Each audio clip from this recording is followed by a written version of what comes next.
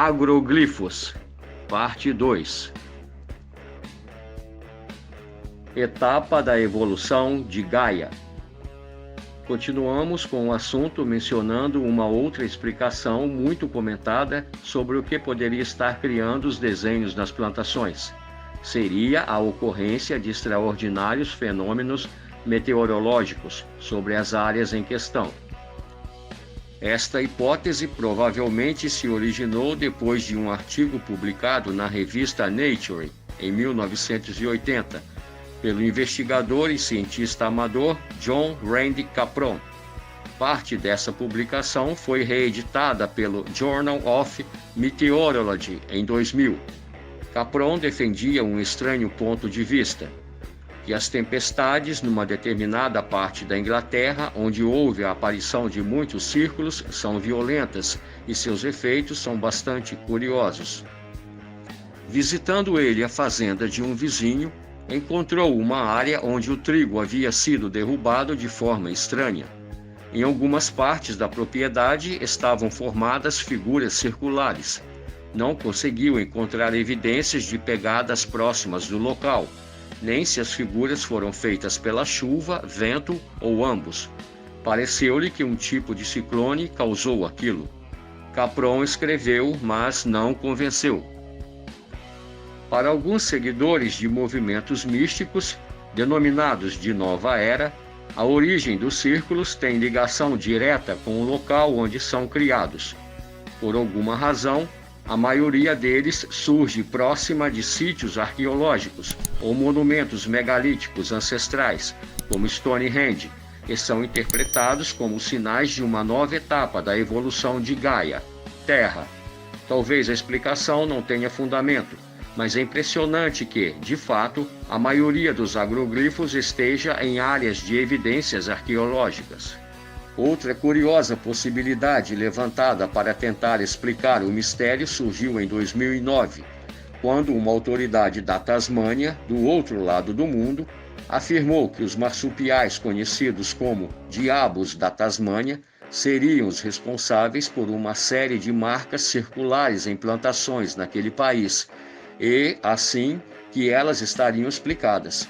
Infelizmente, para ele, o resultado da ação desses animais está longe de poder ser comparado aos verdadeiros crops. Nick Pope, ex-funcionário do Ministério da Defesa britânico, que lidou com o fenômeno ufológico e que durante vários anos foi chefe do chamado UFO Desk, foi questionado várias vezes sobre as marcas nos campos ingleses, que, de forma indireta, estavam no âmbito de suas atividades. Segundo Nick Pope, pesquisadores que questionaram se o poderoso Ministério da Defesa teria a resposta para o enigma se aborreceram quando ouviram que não. Disse Nick Pope: alguns pediram para investigarmos o problema, enquanto outros tinham certeza de que estávamos escondendo a verdade. Ao mesmo tempo, novas teorias e alegações surgiam, e eu sempre estive na defensiva. Pope diz que refutava ideias bizarras, como a de que as formações eram causadas por testes de lasers disparados do espaço ou armas de energia direta. Disse ainda: também não acho que a mídia esteja sendo manipulada para não dar informações sobre isso à sociedade. Consequências para a defesa. A primeira vez que o Ministério da Defesa britânico e as Forças Armadas britânicas se envolveram com os círculos foi em 1985, quando um fazendeiro encontrou um espetacular conjunto de 5 agroglifos em sua plantação e entrou em contato com os militares da base de Middle Wallop, em Hampshire. Ele perguntou por que tinham feito aquilo em sua plantação, sugerindo que os militares teriam realizado alguma ação com helicópteros sobre a propriedade e seus rotores teriam criado as figuras. O exército realmente realizava treinamentos naquela área, incluindo pousos, mas, para fazer algo como as figuras encontradas na região, era preciso autorização dos fazendeiros. Para se livrar de novas acusações, o exército então abriu uma investigação para saber se realmente seus helicópteros haviam causado os danos. figuras geométricas simétricas. O evento foi investigado pelo tenente-coronel inglês Ed Combe, que voou sobre a formação e tirou várias fotos do agroglifo. Logo depois, ele compareceu a uma audiência pública e foi enfático ao afirmar que os motores de um helicóptero não seriam capazes de criar figuras geométricas tão simétricas quanto aquelas. No final do encontro, disse ainda que enviou seu relatório e as fotos para o Ministério da Defesa britânico. Quem receber a documentação foi a Secretaria Aérea do Ministério, que simplesmente agradeceu o trabalho de Ed Combe e nada declarou. Sobre esse fato, disse Nick Pope: esse incidente teve consequências para o Ministério da Defesa, pois investigadores dos círculos passaram a crer que o Exército estava interessado no fenômeno e que, como a Secretaria Aérea era responsável pela investigação de casos de UFOs, havia alguma ligação entre ambos na apuração dos fenômenos. Lucy Pringle persegue os agroglifos há 30 anos e tem uma das maiores coleções de fotos do fenômeno. Um episódio muito interessante, sobre o qual Nick Pope teve que se pronunciar, ocorreu em 22 de outubro de 1987, quando um avião inglês Harrier caiu.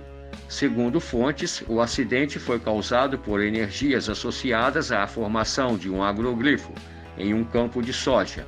O corpo do piloto foi encontrado em Wiltshire, Inglaterra, justamente onde uma figura havia sido achada no verão daquele ano. A tal energia teria feito com que o assento ejetor da aeronave fosse acionado espontaneamente, causando a morte do piloto.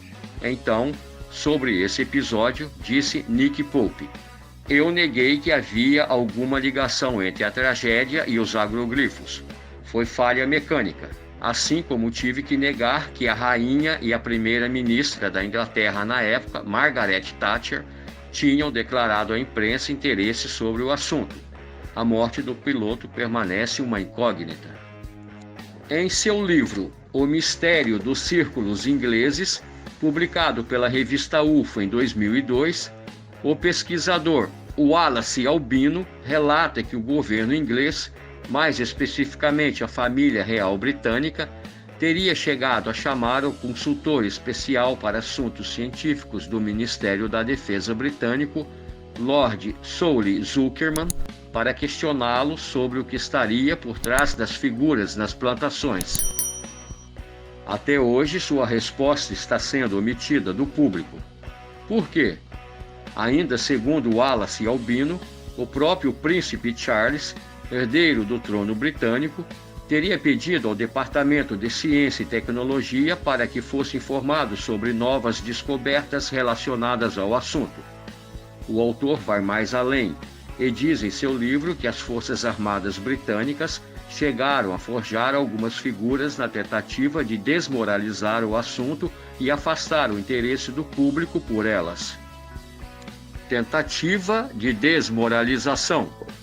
Mas muitos novos casos surgiram no final dos anos 80, um mais espantoso que o outro, e a explicação de serem causados pela natureza já não podia ser sequer cogitada para quase a totalidade dos episódios, como um ocorrido em 15 de abril de 1991, na vila de Akikawa-sho, no Japão, quando 2 garotos teriam testemunhado a criação de um círculo. Masamitsu Kikuchi, com 10 anos na época, voltava para casa de bicicleta quando notou que um objeto alaranjado se aproximava. Apavorado, tentou escapar, mas parecia paralisado.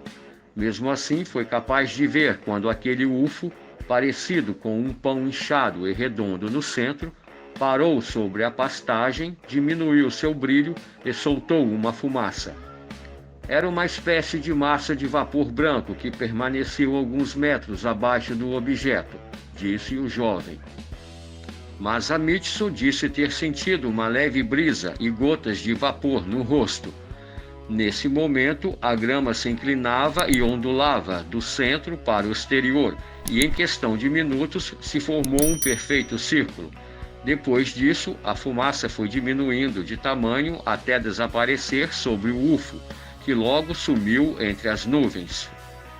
O garoto conseguiu finalmente se mexer e chamou um colega, Tanaka, que foi junto com ele ao local do avistamento.